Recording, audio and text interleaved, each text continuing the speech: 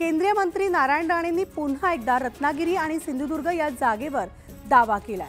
रत्नागिरी सिंधुदुर्ग लोकसभा मतदारसंघाची जागा ही आम्ही वर्षानुवर्ष लढवतोय, त्यामुळे आता ही जागा भाजपला मिळावी असा आम्ही दावा केलेला आहे आणि हा दावा वैयक्तिक नाही तर पक्षासाठी असल्याचं केंद्रीय मंत्री नारायण राणे यांनी सांगितले। ठाकरे गटाच्या विनायक राऊत यांनी नारायण राणेंना टोला लगावलाय। रत्नागिरी सिंधुदुर्ग मतदारसंघातून नारायण राणेंनाच तिकीट मिळालं पाहिजे, म्हणजे महाविकास आघाडीचा उमेदवार 2.5 लाख मतांनी निवडून येईल असा टोला विनायक राऊत यांनी लगावलाय।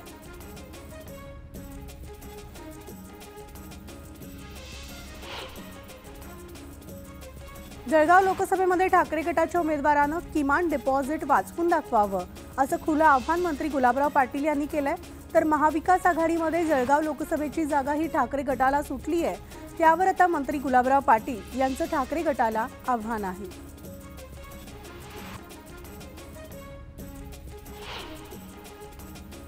कल्याण डोंबिवली पालिकेच्या हद्दीमधील 12वे येथील घनकचरा प्रकल्पातील कचऱ्याला भीषण आग लागली आहे आणि काही वेळातच आगीनं रौद्र रूप सुद्धा धारण केलं होतं। अग्निशमन दलाच्या मदतीनं आगीवर नियंत्रण मिळवण्यात यश आल्यानं मोठा अनर्थ टळलाय। धाराशिव जिल्ह्यामधील 2,33,000 शेतकऱ्यांच्या खात्यात प्रधानमंत्री किसान सन्मान आणि नमो महासन्मान योजनेचं 140 कोटी रुपये वर्ग झालेत। केंद्र सरकार आणि राज्य सरकारकडून 6,000 रुपये मिळाल्यानं शेतकऱ्यांनी तात्पुरतं समाधान या ठिकाणी व्यक्त केलं।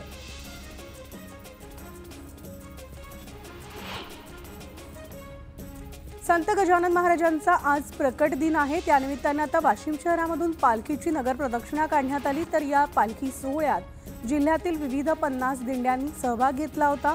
टाळ मृदुंगाच्या तालावर भाविक तल्लीन झालेले होते।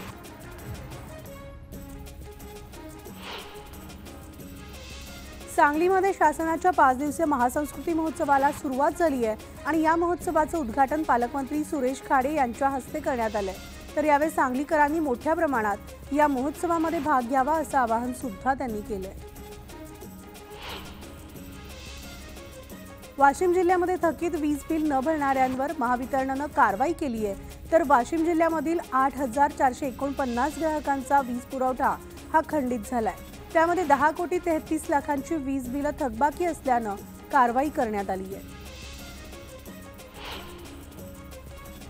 मिरज तालुक्यामधील कूपनलिका खुदाईच्या कामास विलंब होत असल्यामुळे महिला संतप्त झाल्या आहेत। तर पाणी टंचाईचा सामना करावा लागत असल्यानं त्रस्त महिलांनी सरपंचाच्या खुर्चीला जोडो मारो आंदोलन करत ग्रामपंचायतीला टाळं ठोकलंय। चंद्रपुरामध्ये ताडोबा महोत्सवाच्या निमित्तानं अनोखा विश्वविक्रम करण्यात आलाय। तर रामबाग वनवसाहत मैदानावर वनविभागाच्या वतीनं 23 देशी प्रजातीच्या 65,724 कुंड्यांतील रोपट्यांच्या सहाय्यानं भारतमाता ही अक्षरं साकारण्यात आली आहे। आगामी लोकसभा निवडणुकीच्या पार्श्वभूमीवर भाजपकडून शनिवारी पहिली उमेदवारी यादी जाहीर करण्यात आली आहे। तर भाजपच्या पहिल्या यादीत एकूण 195 उमेदवारांचा समावेश आहे आणि भाजपच्या पहिल्या यादीत 34 केंद्रीय आणि राज्यमंत्र्यांची नावं आहेत। तर 2 माजी मंत्र्यांना सुद्धा तिकीट देण्यात आलंय। 28 महिलांना तिकीट देण्यात आलंय। भाजपनं लोकसभा निवडणुकीसाठी आता एकूण 195 उमेदवारांची पहिली यादी जाहीर केली आहे, मात्र यामध्ये महाराष्ट्रातील एकाही उमेदवाराचा समावेश नाहीये। महायुतीमधील जागावाटप रखडल्यानं अद्याप भाजपचा एकही उमेदवार जाहीर करण्यात आलेला नाहीये। पंतप्रधान मोदी तिसऱ्यांदा वाराणसीमधून लढणार आहेत, तर लोकसभा अध्यक्ष ओम बिर्ला यांनाही कोटामधून तिकीट देण्यात आले। अमित शहा गांधीनगरमधून लढणार आहेत, तर ज्योतिरादित्य शिंदे हे गुनामधून निवडणूक लढणार आहेत। प्रसिद्ध अभिनेत्री आणि खासदार हेमा मालिनी यांना मथुरा लोकसभा मतदारसंघातून तिकीट देण्यात आले, तर माजी मुख्यमंत्री शिवराज सिंग चौहान यांना मध्य प्रदेशातील विदिशातून तिकीट देण्यात आले आणि अभिनेता मनोज तिवारी यांना उत्तर पूर्व दिल्लीतून उमेदवारी देण्यात आली आहे। माजी गृहराज्यमंत्री कृपाशंकर सिंह यांना जौनपूरमधून उमेदवारी जाहीर झाली आहे, तर अमेठी येथून स्मृती इराणींना पुन्हा संधी देण्यात आली आहे। एकनाथ शिंदेंकडे गेले 90% खासदार आणि आमच्या संपर्कात आहेत, मात्र आम्ही त्यांना घेणार नाही असं वक्तव्य संजय राऊत यांनी केलंय। त्यांच्याकडे लढण्यासाठी उमेदवार नसल्याची टीका सुद्धा त्यांनी केली आहे. तुमच्या आशीर्वादानं मी नगरचा खासदार झालो, मात्र तुमच्यापासून दुरावला गेलोय. माझे 2 महिने होऊ द्या, नंतर मी कायमचाच इकडेच येईल याची काळजी करू नका, असं वक्तव्य सुजय विखे पाटील यांनी केले. त्यामुळे अनेकांच्या भुवया उंचावल्या.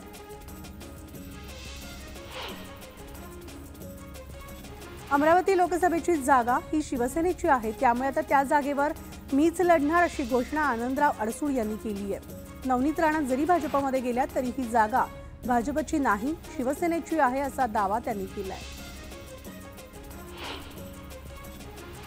महाविकास आघाडीच्या जागा वाटपाची चर्चा संपलेली असून यावर आता कोणतीही बैठक होणार नाही असं संजय राऊत यांनी स्पष्ट केलंय. तर वंचितनं जागांचा प्रस्ताव दिलाय आणि त्यावर आता प्रकाश आंबेडकर यांच्याबरोबर चर्चा करून निर्णय घेऊ असंही ते म्हणाले. मावळमधून खासदार श्रीरंग बारणेंना उमेदवारी देण्यात राष्ट्रवादीचे आमदार सुनील शेळकेंनी विरोध केलाय. तर बारणेंना भाजपमध्ये घेऊन कमळाच्या चिन्हावर उमेदवारी दिल्यास माझा विरोध असेल असं शेळके म्हणाले. आणि सोबतच ही जागा राष्ट्रवादी काँग्रेसला द्यावी या मागणीवर शेळके ठाम आहेत. त्यामुळे आता जागेवरून युतीमध्ये जागेचा तिढा निर्माण होण्याची शक्यता आहे. भाजपनं रायगड, रत्नागिरी, सिंधुदुर्ग, मावळ मतदारसंघावर दावा केल्यानं शिवसेना आक्रमक झाली आहे. तर दुसरीकडे भाजपचे कोकणचे निरीक्षक प्रमोद सावंत यांनी उमेदवारांची चाचपणी आता सुरू केली आहे.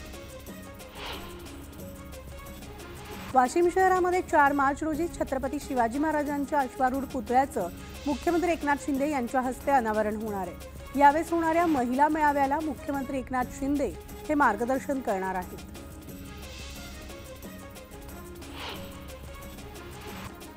आमदार मनोहर चंद्रिकापुरे यांच्या वाढदिवसाचं औचित्य साधत सडक अर्जुनी तालुक्यात 7 मार्चला मेळाव्याचं आयोजन करण्यात आलंय. तर या कार्यक्रमाला राज्याचे उपमुख्यमंत्री अजित पवार, खासदार प्रफुल्ल पटेल उपस्थित राहणार आहेत. राज्यसभेमधून निवडून गेल्यानंतर प्रफुल्ल पटेल पहिल्यांदाच गोंदियामध्ये येणार असल्यानं त्यांचा भव्य सत्कार आयोजित करण्यात आलाय.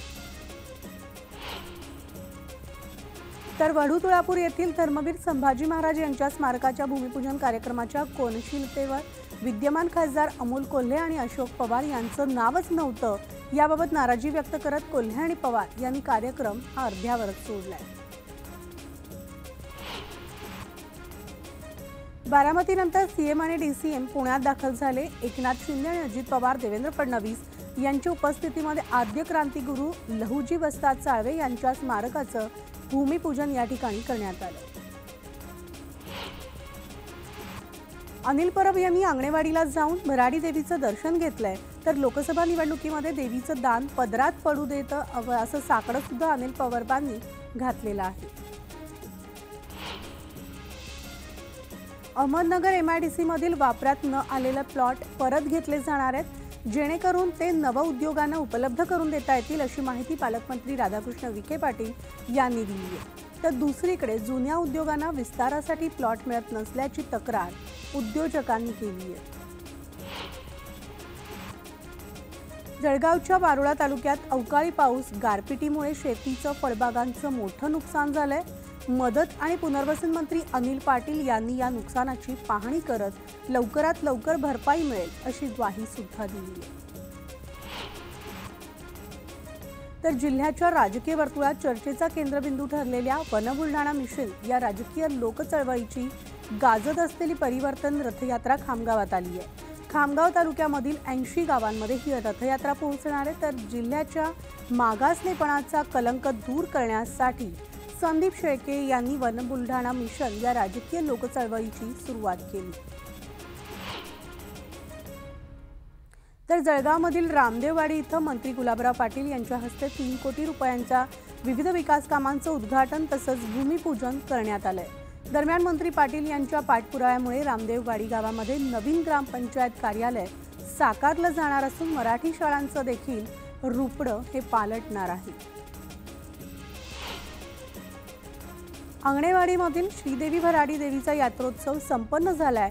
त्यानिमित्तानं आता लाखो भाविक देवीच्या दर्शनासाठी दाखल झालेत. यात्रेनिमित्तानं भराडी देवीच्या मंदिरात फुलांची सजावट पाहायला मिळाली आहे. तर मंदिराबाहेरील परिसर विद्युत रोषणाईनं झगमगून गेला होता. अकोल्यामधील ठाकरे गटाचे आमदार नितीन देशमुख यांच्या नेतृत्वात 15 फेब्रुवारीपासून शेतकरी संघर्ष यात्रा काढण्यात आली। 7 तालुक्यांमधील 300 गावांशी संपर्क साधत 500 किलोमीटर पायी प्रवास करून 17व्या दिवशी या यात्रेचा समारोप करण्यात आला। गोंदिया जिल्ह्यामधील 10वी आणि 12वीच्या परीक्षा केंद्रांवर कॉपी पुरवण्याचे प्रकार मोठ्या प्रमाणावर उघडकीस आले, तर त्याचे व्हिडिओज व्हायरल होत असून कॉपीमुक्त अभियानाला हरताळ फासला जात असल्याचं दिसून येते।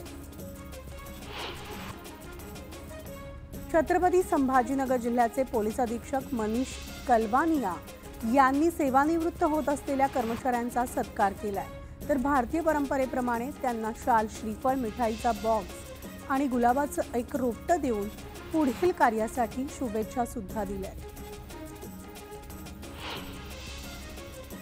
दरवर्षी पावसाळ्यात पाण्याखाली जाणाऱ्या मुंबई अहमदाबाद महामार्गासाठी स्थानिक भूमिपुत्रांनी आंदोलन केलंय। वसई तहसील कार्यालयाबाहेर आगरी कोळी सेनेचे जिल्हाध्यक्ष भूपेश कुडुलकर यांच्या नेतृत्वाखाली एक दिवसीय धरणं आंदोलन करण्यात आलंय। गिरणा धरणातून पाणी देण्याच्या मागणीसाठी मनमाडमध्ये 7 गावांच्या शेतकऱ्यांनी आंदोलन केलंय, तर आमच्या तालुक्यामध्ये धरण असताना त्याचं पाणी इतरांना दिलं जात आहे असा आरोप या शेतकऱ्यांनी करत तर मालेगाव चाळीसगाव महामार्ग रोखून धरला। नंदुरबारच्या खेळदिगर गावातून चोरीला गेलेल्या कॉपरच्या ट्रकच्या गुन्ह्याचा उलगडा करण्यात आलाय, तर या गुन्ह्यामधील फिर्यादीनंच आपल्या साथीदारासह हा ट्रक लंपास केल्याचं उघड झालंय। धुळे येथून 1,80,89,00,000चा मुद्देमाल ताब्यात घेण्यात आला असून पोलिसांनी या तिघांना अटकही केली आहे। शेअर मार्केटमध्ये चांगला नफा देण्याच्या नावाखाली लाखो रुपयांची फसवणूक करणाऱ्या सायबर चोराला बोरिवली पोलिसांनी अटक केली आहे। आरोपी टेलिग्रामवर ग्रुप बनवून लोकांना टास्क देत असत आणि त्याद्वारे पैसे उकळत असल्याचं समोर आलं।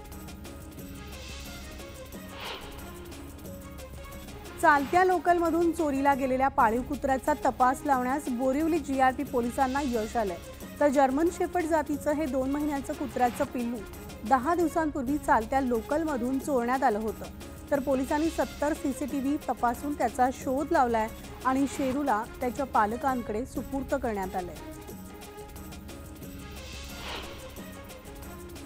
पैशांचा पाऊस पाडण्याचं प्रलोभन दाखवून मुलींचं शोषण करणाऱ्या तांत्रिकासह 7 जणांच्या टोळीला गजाआड करण्यात आले।